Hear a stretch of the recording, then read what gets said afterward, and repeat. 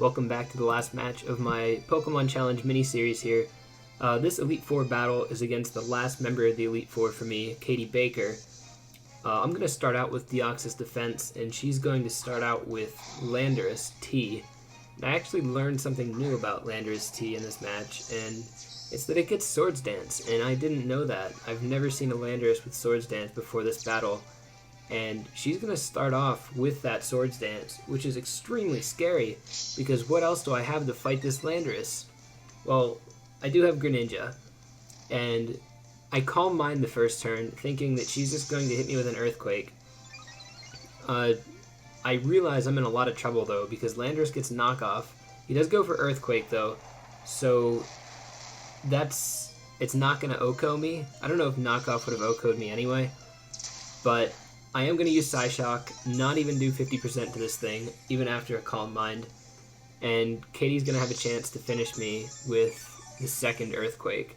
So really rough start to the game for me in this final battle. I do have Greninja, though, as I mentioned, in the backfield, so I'm going to go ahead and switch to Greninja and threaten her with an Ice Beam. Pretty obvious that I'm going to outspeed Landorus. It's not Scarfed, so there's really no chance of this thing outspeeding me, and I will OHKO it with Ice Beam. So Katie switches out to Gastrodon, which is actually going to take a lot of damage from this Ice Beam. I didn't realize how much this Ice Beam would actually do to it, but I'm pretty sure she's fully invested in defense. It does over 50% to her. It is Life Orbed and Modest, though, so that helps. And even after the Leftovers recovery, I will KO it with the next Ice Beam. I decide to go for Dark Pulse instead on the next turn, just so I'm not extremely predictable. But she switches into Clefable, which is going to take this Dark Pulse really well because of its fairy typing. So obviously I'm going to have to switch out. I can't really do much against Clefable, and I need that Greninja for Landorus T. So I switch into Aegislash as she goes for Calm Mind. And that's a little bit of trouble right now. Clefairy does have pretty high defense stats, and with the Calm Mind, she actually outspeeds me on the first turn with Flamethrower and does over 50%. And that's really scary for me because I didn't think she was going to outspeed me.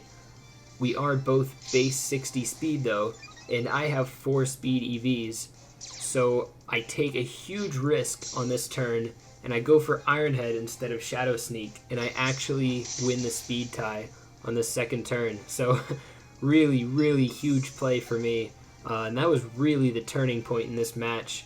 That we were both 60 base speed and both 4 EVs invested in speed, and so I just happened to win the speed tie on that turn, and I got the Iron Head off, and I was able to beat it. Here I just go for King Shield, just to scout out what this Excadrill wants to do. I'm going to end up having to go for Shadow Sneak anyway, though, and fortunately that Excadrill is not sashed, so I will OHKO it. And this is really tough for Katie because she doesn't really have an answer to this Aegislash at this point. She does have Landorus, which is going to knock me down to, what would it be? Do I have plus 3 now? I got the Swords Dance off the Weakness Policy? Yeah, I got a Weakness Policy from the Flamethrower, so I'm at plus 3 now.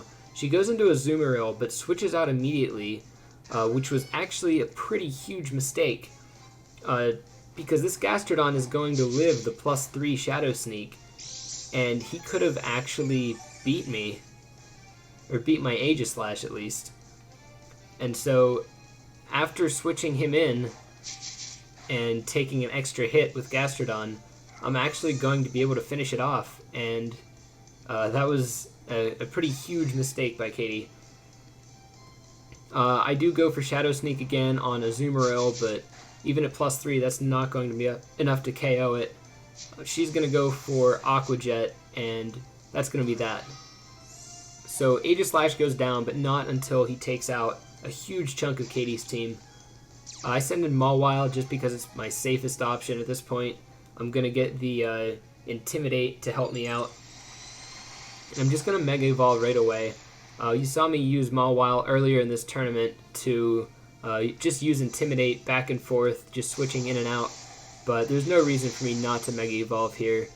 Katie goes for Earthquake, and I go for Iron Head. And because Azumarill gets the Fairy type, I'm actually going to hit for neutral damage and finish it off. And so Katie sends in her last Pokemon, which is Mega Diancie, and she's going to Mega Evolve on turn 1. But because she doesn't run Protect on this, I'm actually going to get the Oko and outspeed her. So that was actually pretty rough for her, I guess, because the Diancie actually has pretty low speed until it is Mega. But that's that's just the way it goes, I guess. So thank you guys for watching. Be sure to like and subscribe, and check out the Penn State Pokemon Society. They run a great challenge every semester, and I hope you guys get to participate. See you next time.